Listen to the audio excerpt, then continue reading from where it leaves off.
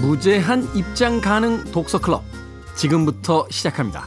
북구북구 북튜버 이시안 씨, 북칼럼니스트 박사 씨와 함께합니다. 어서 오세요.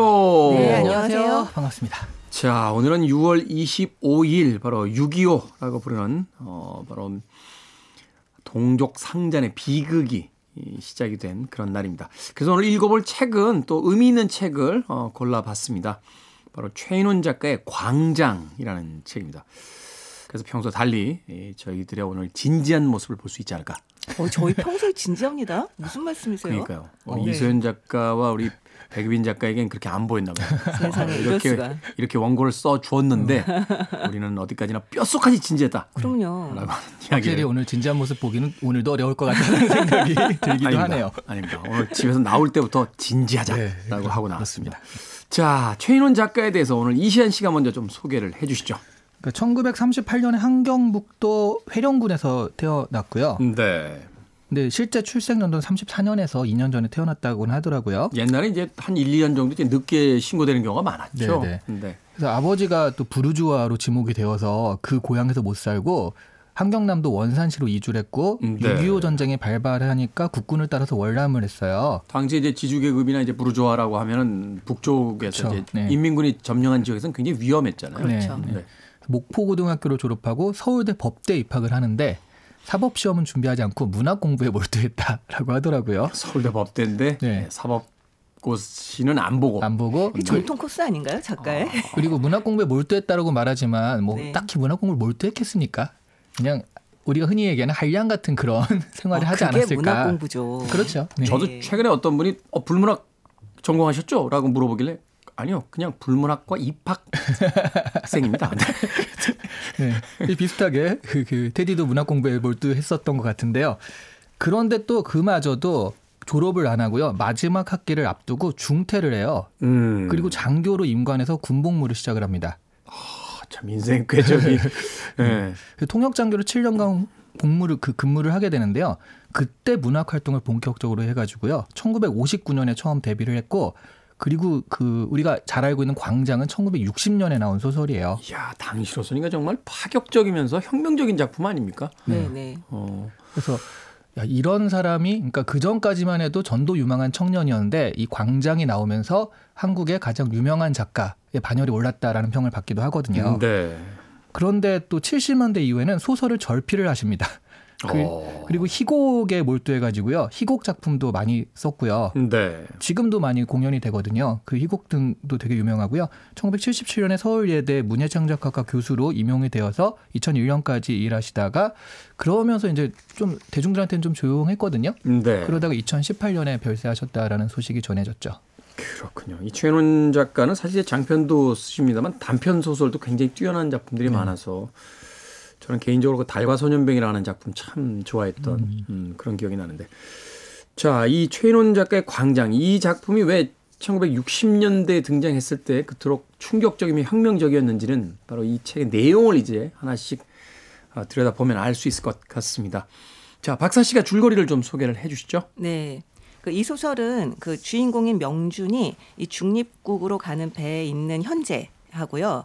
그다음에 과거가 이제 교차돼서 그 서술되는 형태로 이제 진행이 되고 있는데요. 네. 뭐 제가 좀 이런 거 정리한 능력이 좀 있지 않습니까? 제가 네. 아주 시간 순으로 아주 깔끔하게 정리를 해드리겠습니다. 시간대별로. 네. 오늘도 굉장히 길 것 같은 얘기가 살짝 들긴 한데요. 아니, 굉장히 진지하게 시간대별로. 네. 이 주인공인 이명준은 그 부모님과 일찍 헤어져서 그 아버지 친구인 그 영미의 아버지에게 얹혀 살면서 이 철학을 전전하고 뭐 실존을 고민하는 그런 이제 그 시니컬한 대학생입니다. 네. 그런 한편 또 영미에게 이끌려서 문화생활도 하고 파티도 가고 이제 그런 삶을 살고 있죠. 그리고 정치나 혁명 같은 데는 관심이 없어요. 그런데 그 아버지가 8.15 때 월북을 하셨어요. 그래서 북한에서 민주주의 민족통일전선 중앙선전 책임자로 고위층에 있습니다. 그 관계로 형사에게 끌려가요. 자기는 잘못을 한 게 없는데 형사에 끌려가서 구타를 당하게 되죠. 이것에 불안을 느낀 그 명주는 아주 그 느슨한 상태로 연애를 하고 있던 그 영미의 친구인 윤혜가 살고 있는 인천 집에 내려가 지내게 됩니다. 네. 근데 거기 이제 부두에 매일 나가게 되니까 그곳에서 본의 아니게 그 월북할 수 있는 방법을 알게 돼요. 그래서 명주는 배를 타고 북으로 넘어가게 되는데요. 사실 그 명준에게 있어서 남한의 상황도 한심했지만 북한의 상황도 굉장히 답답하다는 것을 이제 알게 되죠. 이 북한에서도 절망에 빠져서 지내던 명준은 그 발레리나인 은혜를 알게 돼요. 그래서 사랑에 빠지는데요. 이 은혜가 그 모스크바 예술제에 가겠다라고 하는 것을 결사적으로 말립니다. 근데 은혜가 이제 막 울면서 알겠다 안 가겠다라고 말을 해놓고 가버리죠. 가버리죠. 네, 가버리죠. 이후에 그들은 이제 6.25 전쟁터에서 만나게 돼요. 이 참전하던 도중에 병사와 간호사로 만나게 되는데요. 이 근처의 굴에 숨어서 아주 필사적으로 밀회를 하던 이 커플은 결국은 은혜는 전사하고 명주는 포로 수용소로 끌려가는 결말을 맞게 됩니다. 네. 이후에 이제 북으로도 남으로도 가고 싶지 않다라면서 굉장히 괴로워하던 명주는 이 중립국으로 가는 길이 있다는 것을 알고 그걸 선택하게 돼요.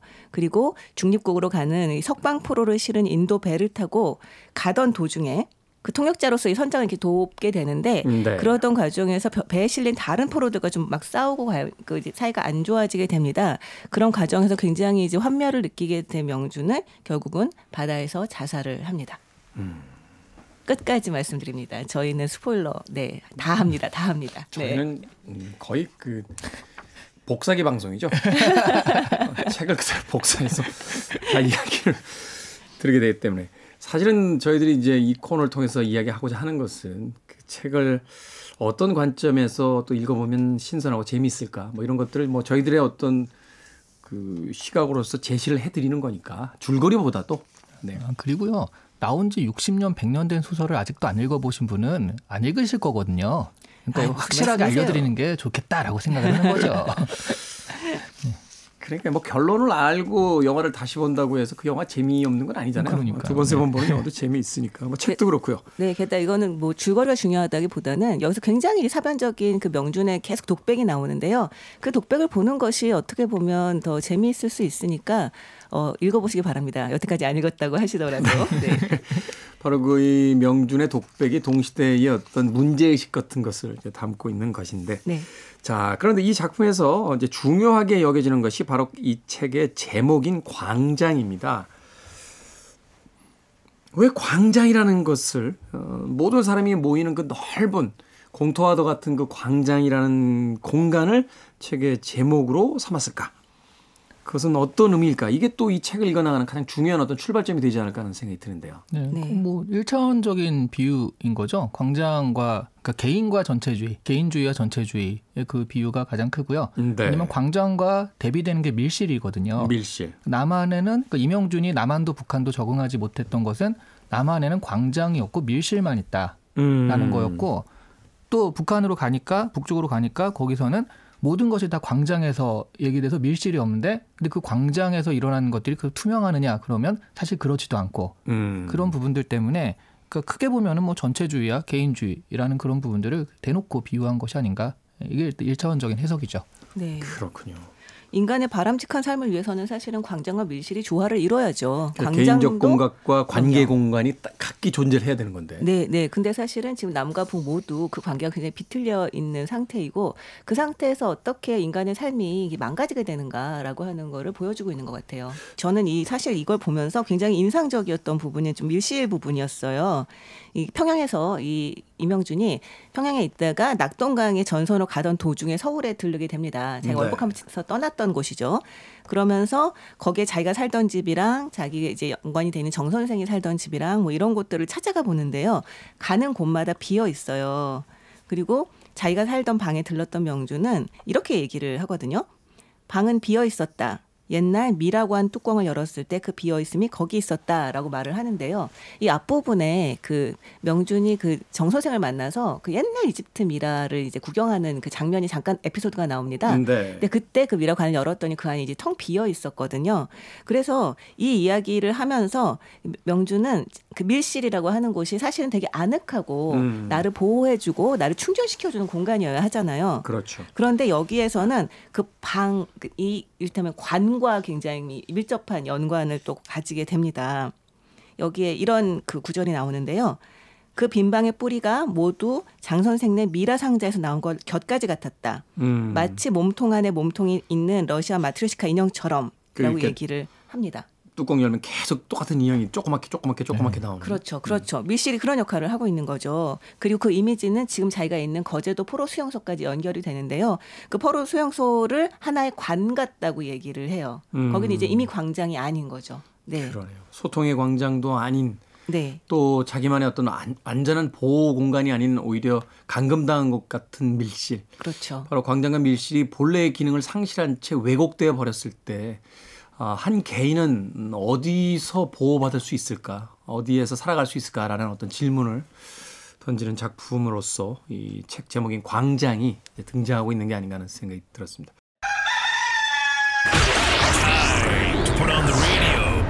김태훈의 프리웨이. 빌보드 키드의 아침 선택 KBS 2라디오 김태훈의 프리웨이. 오늘 북구북구 박사씨 이시안 씨와 함께 최인원 작가의 광장 읽어보고 있습니다. 자, 일단은 이제 그 이명준이라는 주인공에 대한 이야기를 중심으로 해서 줄거리를 훑어주셨고 또 광장이라는 그 책의 제목이자 이 상징에 대한 이야기도 곁들여서 들려주셨습니다. 그렇다면 이 주변의 인물들과의 어떤 관계를 통해서 책을 좀 또 읽어볼 필요가 있을 것 같은데 이제 주로 등장하는 인물 중에 주요 인물이 이제 정 선생이라는 인물 그리고 아버지 같은 그런 인물들이 이제 이 책에 등장을 하거든요. 그 주변의 등장인물과 이 주인공의 어떤 관계를 좀 짚어주신다라면. 네. 사실 이 작품에서는 어른이 없다라는 생각이 저는 좀 들었어요. 말하자면 어떤 이 혼란스러운 삶을 좀 이끌어줄 어떤 멘토 같은 인물이 없다. 그렇죠. 그러니까 정 선생 같은 경우가 사실 그런 가능성이 있는, 그러니까 스승이죠. 스승이고 되게 존경하는 인물인데요. 근데 명준은 그 정 선생하고 얘기를 하다가 이제 막 명준이 자기의 장광설을 막 늘어놓으니까 정 선생이 이제 거기에 약간 동조를 하면서 얘기를 하는 대화 장면이 나옵니다. 그런데 거기에서 이 명준은 정 선생이 지금 스승에서 친구로 내려왔구나라는 것을 이제 알게 돼요. 느끼게 되죠. 그러면서 굉장히 서운해합니다. 좀 자랑스러우면서도 마치 우상을 이제 깨부시고 난 뒤에 허망함, 약간 이런 느낌을 듯한. 듣는 거죠. 이 정 선생도 사실 그래서 명준에게 어른 역할을 하지 못하고요. 이 아버지는 더합니다. 이 아버지는 월북을 했잖아요. 북한에서 굉장히 고위급에 있어요. 그러니까 명준이 넘어가니까 이 아버지를 만나게 되는데요.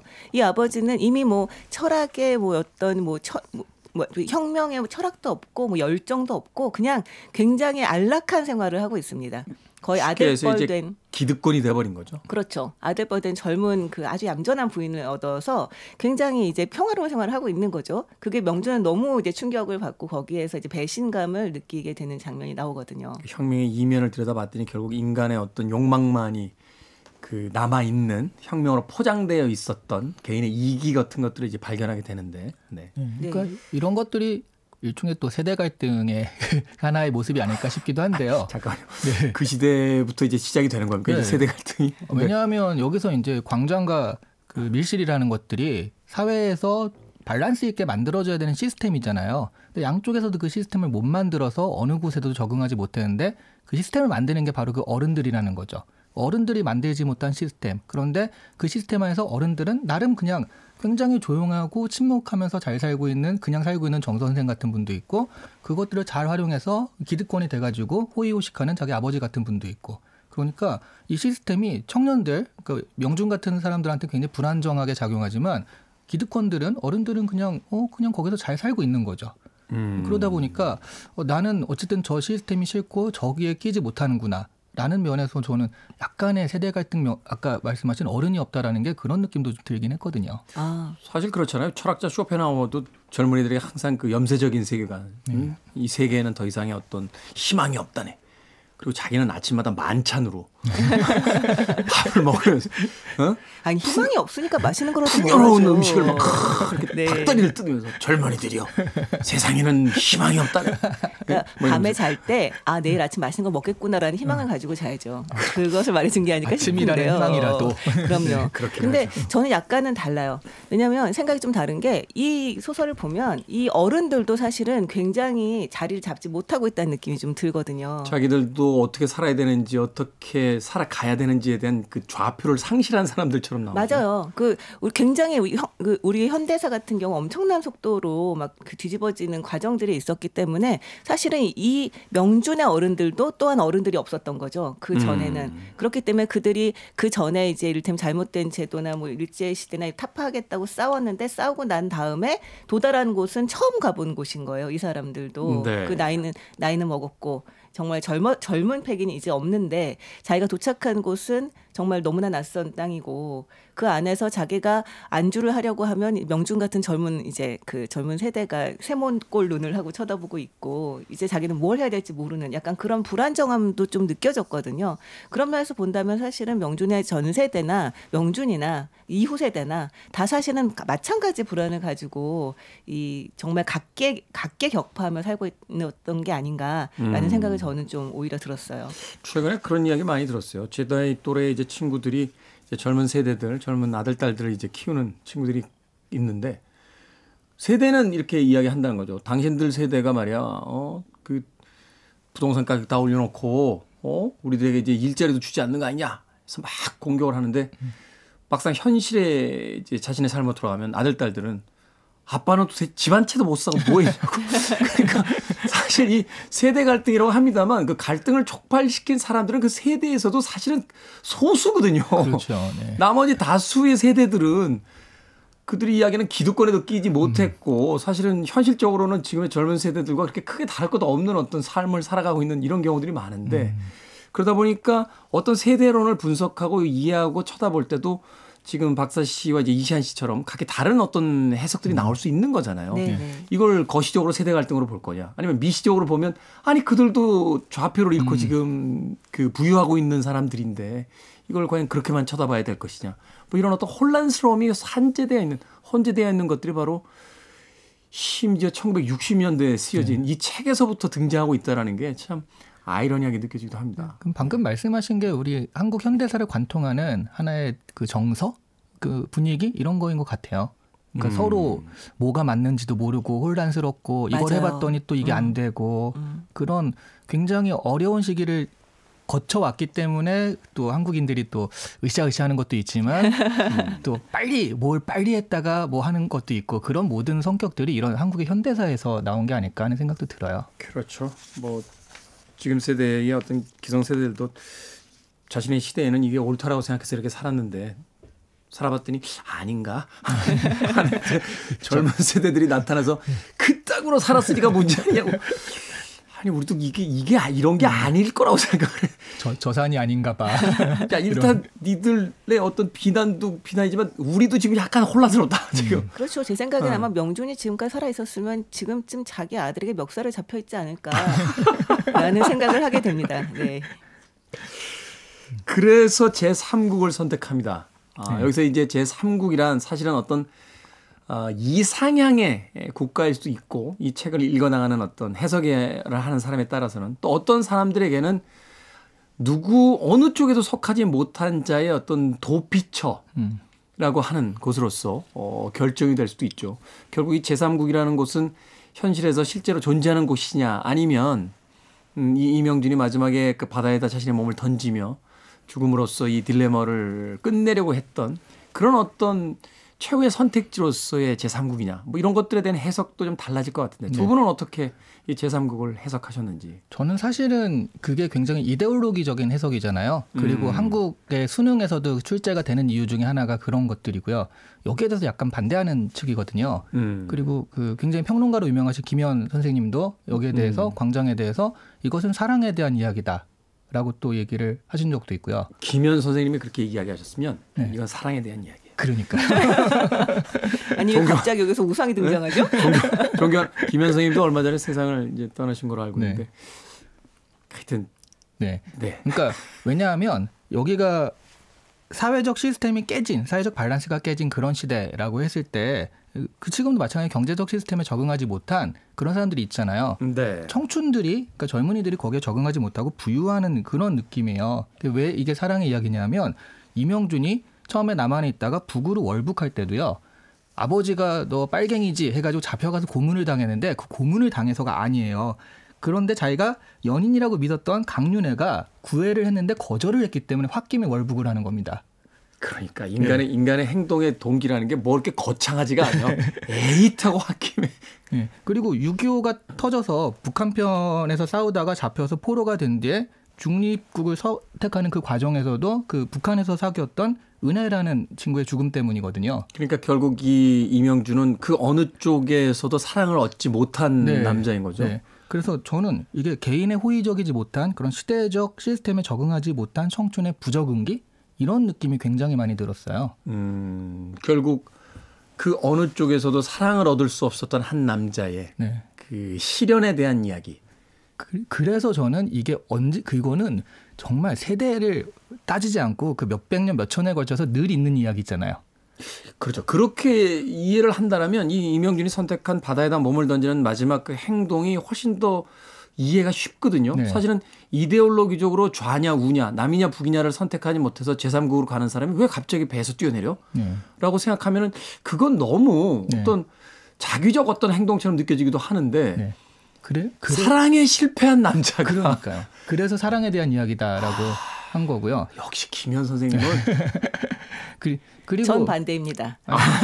근데 저는 그래서 한마디만 덧붙이자면 그래서 광장이 지금도 사람들한테 살아있는 게 아닐까. 뭐 수능 때문에 읽지만 읽어봤을 때도 많은 분들이 이거 굉장히 좀 와닿는데 라고 느끼는 게 그런 좀 보편적 감정이 있지 않을까. 그래서이지 않을까 생각을 해요. 이데올로기의 문제라면 조금 시대적으로 조금은 진부한 이야기가 될 수도 있겠지만 사랑은 언제나 어느 시대에나 보편성을 갖게 되니까라고 이야기를 해주셨고 다른 의견은? 제가 이게 정말 사랑 얘기라고 납득을 할 수 없는 게 뭐냐면 여기 나오는 여성 캐릭터들이 다 너무 납작해요. 다 너무 평면적이야. 정말 매력이 하나도 없어요. 여기 주인공 빼고는 다 그렇지 않아요? 모든 인물들이? 나는 이 책의 그 여성 캐릭터들 박사 씨한테 혼날 줄 알았어요. 아니 여성 캐릭터들을 혼내면 안 되지. 여성 캐릭터를 만든 작가분한테 드리고 싶은 말씀인 거죠. 최인원 작가님 혼날 줄 알았습니다. 네. 근데 여기에 되게 재밌는 부분이 있어요. 이 앞부분에서 명준이 난 여자를 모르겠다. 여자는 정말 알 수가 없다라고 하면서 이런 얘기를 합니다. 남자 작가들이 그려놓은 여주인공들의 욕정이란 따지고 보면 남자의 마음을 여자 속에 비춰놓은 것이다. 그렇죠. 그러니까 여자를 알 수가 없다는 거죠. 맞아요. 네. 그러면서 막 자기가 그 여자에 대해서 갖고 있는 오해들, 막 여자의 욕망은 조금 막 약간 티가 있는 것 같고 뭔가 하여튼 음흉하고 약간 이런 얘기 한참 한 다음에 이렇게 얘기를 해요. 그러니까 자기에게 호의적이지가 않으면 다 음흉한 여자들. 그렇죠. 그러면서 이러한 자신의 여성관이 오랫동안 그녀들의 낯빛과 말이며 움직임, 그 다음에 소설의 여주인공들을 뜯어본 다음에 얻어진 찢어지게 가난한 열매다라고 이야기를 합니다. 근데 정말 뭐냐면 남자 작가가 그린 여성 캐릭터는 이렇구나라는 거를 이 소설에서 그 뒤에 온몸으로 보여주고 있는 거죠. 앞에서 남자 작가들이 그 여성 캐릭터들을 보면 알 수가 없다고 말을 해놓고 정말 알 수 없는 알쏭달쏭한 인물들을 만들어 놓은 거예요. 그래서 이게 저는 이게 정말 사랑 얘기가 납득이 안 되는 게 뭐냐면 사랑이라고 하는 거는 정말 이들의 관계 속에 이들의 관계에 대해서 읽는 사람들이 자신의 사랑을 떠올리면서 자신의 성공과 실패를 떠올리면서 정말 그 절절함, 그 어쩔 수 없음, 막 정말 이 서로가 마음이 닿으려다 어긋나는 그것에 대한 어떤 운명적인 어떤 슬픔 같은 것들이 느껴져야 되는데 이 이야기 속에서는 그냥 처음에 윤혜도 그냥 잘 모르겠다예요. 그냥 뭐 이를테면 난 네가 싫어도 아니고 그냥 어떨 때는 좀 이렇게 스킨십을 좀 받아주다가 어떨 때는 거부하고 왜 그러지? 약간 뭐 이런 정말 찌질하면 극치를 달리는 이유였고 나중에 은혜 같은 경우도 은혜의 삶이 어떻고 은혜가 어떻게 살고 싶어 하는데 하나도 관심 없이 가지마 모스크바 가지마 너 가면 나 너무 슬플 것 같아 이래서 쥐어잡으려고 하고 그러니까 현대에 있어서의 어떤 그 남성상과도 크게 다르지 않잖아요. 그 여인의 삶에 대한 어떤 이해라기보다는 자기의 욕심에 의해서 그 여성의 삶을 이제 구속하려고 하는 남자의 모습이니까. 그렇죠. 그래서 이 은혜가 사실은 되게 아주 매력적인 악역이 될 수도 있었거든요. 왜냐하면 여기에서 난 모스크바를 가지 말라고 하니까 왜 그러냐 하다가 막 울면서 알겠다 안 가겠다라고 한 다음에 사실은 뒤로는 착착착 갈 준비를 하고서는 떠나기 전날까지 만나는데도 얘기를 안 했다가 다음날 떠났다는 걸 알게 된다. 이렇게 되잖아요. 그리고서는 나중에 돌아와서 울면서 자기 잘못했다고 이제 울면서 사과를 하는. 사실은 잘못한 게 없는데. 그렇죠. 그런 캐릭터인데 이 과정이 굉장히 납작해서 저는 이 이명준이 도대체 누구를 사랑했는지 모르겠어요. 네. 그러니까 자신의 어떤 그 욕심, 욕망에 투영된 어떤 여성상을 사랑하려고 했는데 현실에서의 여성들은 바로 그런 여성이 아니었기 때문에 자신의 욕망에서 상처받고 실패한 것을 여성의 탓으로 돌리게 되는. 네. 저는 오히려 이게 이명준이 가지고 있는 어떤 개인적인 한계라고 해야 되나? 그것이 더 큰 문제가 아닐까라는 생각을 했는데 사실은 이제 그것이 그 시대의 이제 남성들의 한계, 최인원 작가의 시대에 최인원 작가가 가지고 있었던 그 시대적 어떤 시각의 한계 이런 것들이 아닐까 생각해 보게 됩니다. Free your mind. I want to break free. Are you free?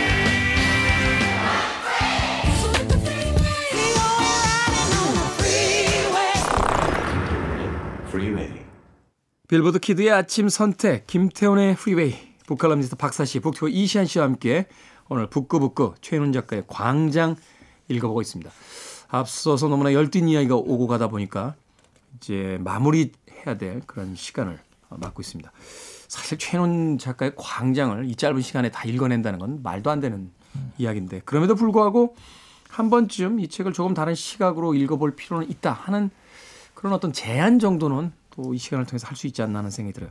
자, 앞서서 이제 음악이 나가는 동안 계속해서 저희들끼리 이야기를 나눴습니다만 어쩔 수 없이 작품이라는 건 그 시대적 한계를 크게는 벗어나지 못하는 것 같다. 그래서 그 시대를 뛰어넘어서 여전히 현대적이다라는 평가를 받는 작품들이야말로 정말 위대한 작품이 아닌가 하는 이야기를 했었는데 자, 21세기에도 이 최인원 작가의 광장이라는 소설을 다시 읽어봐야 된다면 그것은 어떤 이유 때문일까요? 저는 시대를 뛰어넘을 필요는 별로 없다고 생각을 해요. 그러니까 그 시대를 잘 반영하기 때문에 그 시대의 대표작으로 그 책을 읽는 경우들이 많잖아요. 네. 그러니까 그 시대가 잘 반영된 건 맞고 다만 거기서 보편적인 어떤 것들을 건드렸을 때 그런 것들이 또 시대를 관통해서 살아남을 수 있지 않을까. 그러니까 시대도 반영하고 그리고 거기에 보편적인 이야기. 저는 여기서 보편적인 이야기는 뭐 아까 우리 사랑에 대한 얘기를 많이 했지만 그거보다 좀 더 위에 있는 건 청춘의 방황. 어디에도 속하지 못한 어떤 시스템에 속하지 못한 청춘의 방황. 이런 것들은 정말 몇천 년 전에도 있었던 일이니까 그런 부분에서는 좀 공감해서 지금 우리가 보아도 괜찮을 만한 소설이 아닌가 하는 생각을 했어요. 이건 최윤원 버전의 호밀밭의 파수꾼이다. 그럴 수 있죠. 너무 찰떡 비유다. 그렇죠. 네, 그럴 수 진짜 있죠. 그러네요. 네, 저 같은 경우는 사실 우리가 여기에서 우리가 앞서 얘기를 했었듯이 뭐 이데올로기의 문제나 약간 이런 건 사실 중요하진 않다고 생각을 하는 거는 저도 동의를 하고요. 네. 하지만 우리가 여기서 역사를 배울 수는 있다는 생각은 들어요. 그러니까 우리가 역사에서 배워야 된다는 말은 많이 하잖아요, 사실. 네. 하지만 결코 역사에서 배우지 못하죠. 보통 얘기하잖아요. 사람의 욕심은 끝이 없고 같은 실수를 반복한다라고 얘기를 하는데 그렇다고 하더라도 그 시도는 멈추지 않아야 되는 게 아닌가. 그러한 관점에서 봤을 때 이 역사적 교훈을 문학적으로 풀어낸 작품이라는 의미에서 의의를 가진 게 아닌가라는 생각을 저는 했습니다. 그렇군요. 시대에 한 인간은 어떻게 반응하는가 또 그 시대와 어떻게 불화하는가 그것을 통해서 물론 그때의 어떤 문제의식이 지금으로 연결된다라고는 볼 수 없겠습니다만 그 과정과 상황을 통해서 우리 시대와 우리의 어떤 불화를 다시 한번 또 깊게 고민해 볼 수 있는 그런 단서가 되는 작품으로서는 충분히 유효한 작품이다라고 이야기를 해 주셨습니다. 자, 두 분의 한 줄 추천사로 마무리하겠습니다. 네, 저희가 뭐 이 책을 읽은 척하게 해드리겠습니다. 뭐 그래 많이 하잖아요. 굳이 읽으실 필요 없다라고 하는데 인간적으로 한국인이라면 이 책은 좀 읽어보시는 게 맞지 않을까 하는 생각입니다. 와, 한국인 나왔고 인간적 나왔습니다. 인간인 한국인이라면. 이거는 사실 우리나라의 어떤 표현 방식에서는 최상급 아닙니까? 야, 우리가 적어도 우리가 남은 아니라면 우리가 같은 한국인이라면 인간적으로 말이야. 그리고 야 인간적으로 이거는 말이다. 내가 다른 건 다 이거 나오면 끝나는 거 아닙니까? 그렇죠. 인간적으로 나오면 끝난 거죠. 같은 한국 사람으로서 우리가 인간적으로 최인원 작가의 제가 보기에 이거는 그 우리나라의 그 어떤 문학 프로그램, 독서 프로그램, 책 읽는 프로그램에 물론 뭐 영화나 음악도 다 통틀어서 한 줄 추천사 역사상 베스트 3 중에 들어가는 추천사. 인간적으로 읽어봐야 될 작품이다. 한국 주민으로서 대단한 한줄 쳐서 있습니다. 네. 아, 네. 저는 그래서 겨울고 이제 이 나이에 대해서 인간이 되었군요. 인간이 이제 한국인이 되었는데요. 네. 아니 저는 그냥 정말 우리 현대사를 진짜 우리가 현대사를 사실은 연표에서만 보잖아요. 그걸 정말 인간의 목소리로 사람의 목소리로 좀 생생하게 이해를 하고 싶다면 읽어보기에 좋은 작품이라고 추천을 하고 싶습니다. 네, 우리가 역사 교과서에서 이제 연보로서 6월 25일 6.25 전쟁 발발 몇 년 있다가 뭐 일사후퇴 휴전 협정 뭐 이런 거 쭉 연보로만 보는데 그 연보를 하나의 소설적 형식의 이야기로서 만나보고 싶다라면 바로 이 작가의 광장을 읽어보는 것이 좋겠다. 네. 하는 이야기. 그렇죠. 연보 속에는 사람의 이야기가 담겨 있지 않으니까. 오늘은 우리 현대문학에 있어서 가장 중요한 작품 중에 하나인 최인원의 광장 읽어봤습니다. 자, 다음 주가 또 기대가 됩니다. 미야자와 겐지의 은하철도의 밤. 1930년대에 나왔던 책인데 이 책이 100년에 가까운 역사 동안 우리에게 얼마나 많은 서브 텍스트를 만들어냈고 또 영향을 주어왔는지 또 얼마나 아름다운 작품인지를 다음 주에 만나보도록 하겠습니다. 자, 북튜버 이시안 씨, 북칼럼니스트 박사 씨와 함께했습니다. 고맙습니다. 네, 안녕히 계세요.